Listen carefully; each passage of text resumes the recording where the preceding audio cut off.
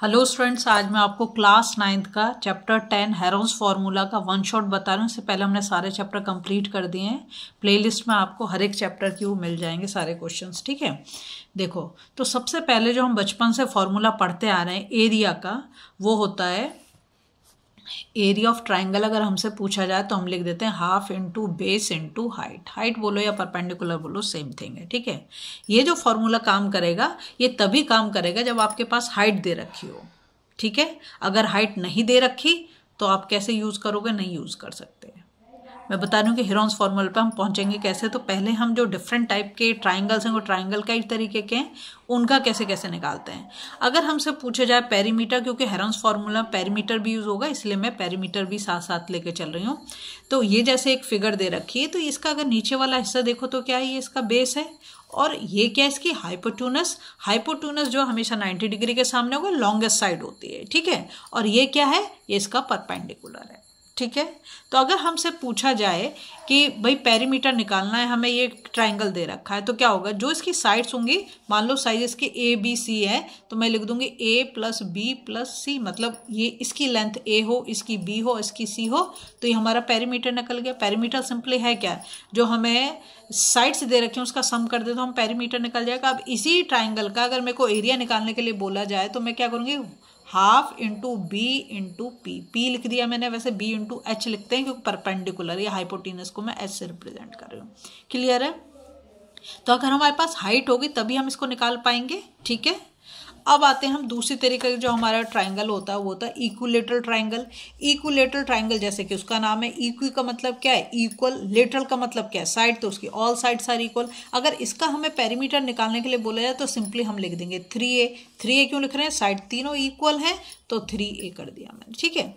अगर इसका हमसे एरिया पूछ लिया जाए तो एरिया क्या होगा, एरिया होगा √3/4 ए स्क्वायर, इसका एरिया होगा। √3/4 ए स्क्वायर क्या, साइड जो दे रखी है, इसमें टू साइड्स कैसी होती हैं, इक्वल, सॉरी इसमें तो सारी साइड्स ही इक्वल होती हैं, ठीक है।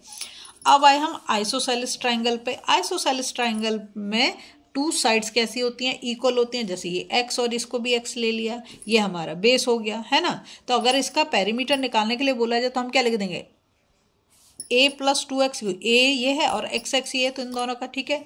अब इसी का हमसे एरिया पूछा जाए तो कैसे निकालेंगे, 1/2a into √x² minus root के अंदर ये a²/4, ये इसका एरिया का फॉर्मूला है, ठीक है। तो हमें इतने फॉर्मूले पता है एरिया निकालने के लिए। अगर राइट एंगल का निकालना है, इक्विलेटरल ट्राइंगल का निकालना है, या आइसोसेलेस ट्राइंगल का निकालना है, तो ये सब हमें पता है। लेकिन इन केस अगर हमें हाइट नहीं दे रखी तब हम क्या करेंगे, तो हमें, और जो हेरोन्स फार्मूला हो, कोई भी किसी भी तरीके का ट्राइंगल हो या क्वाड्रिलेटरल हो, उसका एरिया हम उससे निकाल सकते हैं। तो अब हम चलते हैं अपना इस पे हेरोन्स फार्मूला पे, जो हमारा टॉपिक है, ठीक है।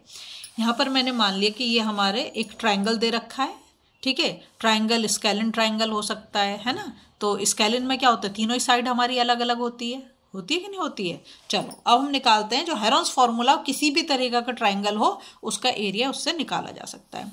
सबसे पहले मैंने लिखा पेरीमीटर। पेरीमीटर क्यों लिखा, क्योंकि इस फॉर्मूले में आएगा इसलिए। तो देखो ये ए बी सी, ये तीन साइड दे रखी हैं, तो पेरीमीटर निकालना है तो मैं फॉर्मूला ए प्लस बी प्लस सी, तुम्हें पता है सम ऑफ ऑल साइड्स कर दें तो पेरीमीटर निकल जाएगा। अब मैंने यहाँ पर सेमी पेरीमीटर क्यों लिखा, क्यों हमारे फॉर्मूले में सेमी पेरीमीटर, सेमी का मतलब क्या है, सेमी का मतलब हाफ होता है। जैसे सेमी सर्कल बोले तो हाफ सर्कल, है ना, ऐसी सेमी पेरीमीटर। तो हाफ, तो बस जो हाफ करना वही हाफ करना, मतलब आप पहले पेरीमीटर डिवाइडेड बाय 2 कर दो तो सेमी पेरीमीटर निकल जाएगा, कोई डाउट। ऐसे हम इसका सेमी पेरीमीटर निकाल देंगे।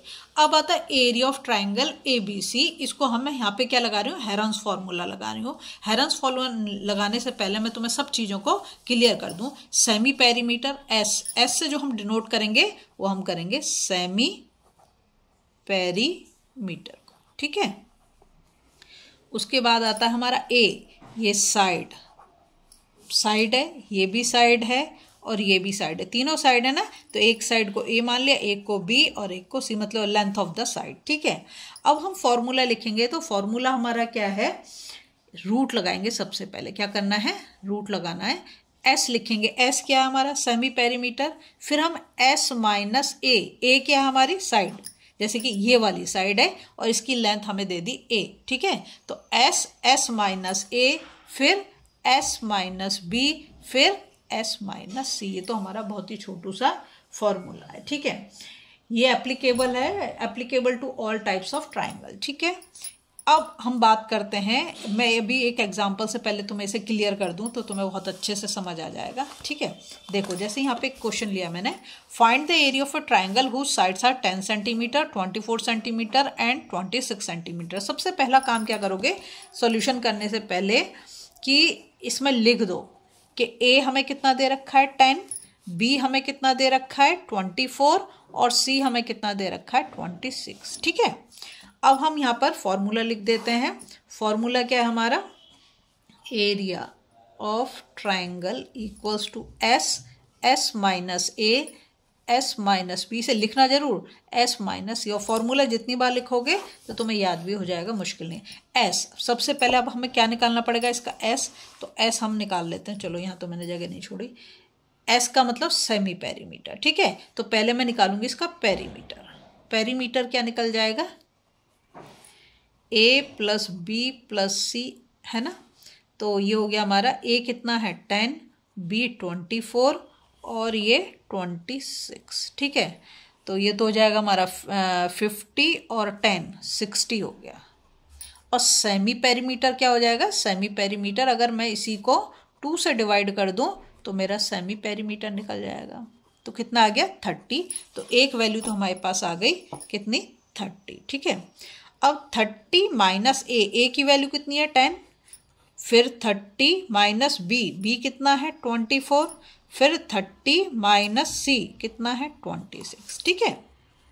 इसके बाद हम करेंगे 30 से अगर हम 10 को माइनस कर दें तो कितना आ जाएगा 20 आ जाएगा।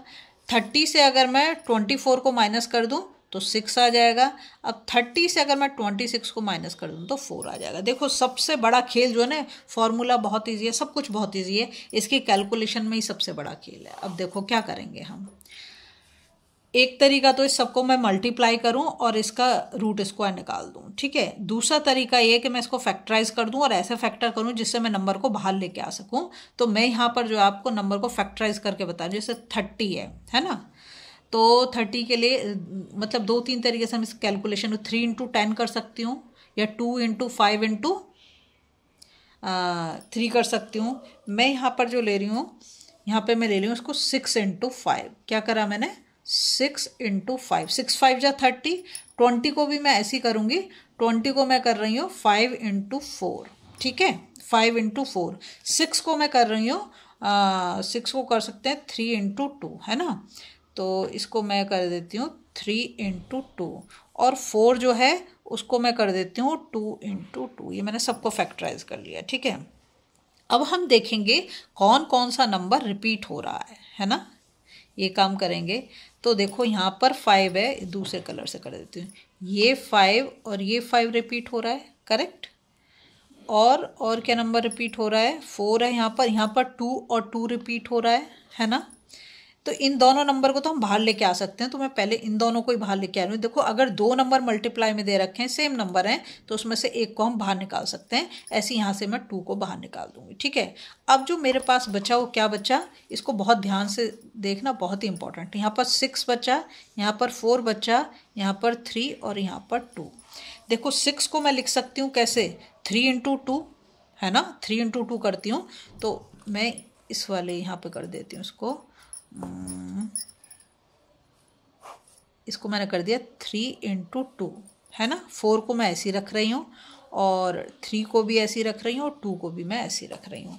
अब देखो 3 का पेयर बन गया, 2 का भी पेयर बन गया। 4 है, 4 को हमें 2 × 2 कर दूँ तो उसका भी पेयर बन जाएगा, है ना। तो अब हमारे पास जो नंबर निकल के आया, मैं ऑलरेडी किसको बाहर ले चुकी हूँ, 5 को बाहर ले चुकी हूँ, 2 को बाहर ले चुकी हूँ। अब मैं इस 3 को बाहर ले जाऊंगी और इस 2 को बाहर ले जाऊंगी, है ना। ये 3 और 2 दोनों पेयर में, तो इसको बाहर ले लिया। अब मेरे पास क्या बचा, यहाँ पर हो गया √4, और √4 हमें पता है वो तो क्या है, परफेक्ट स्क्वायर है। तो ये हो गया 5 × 2 × 3 × 2, और इसको भी मैं बाहर लेके आ गई, है ना।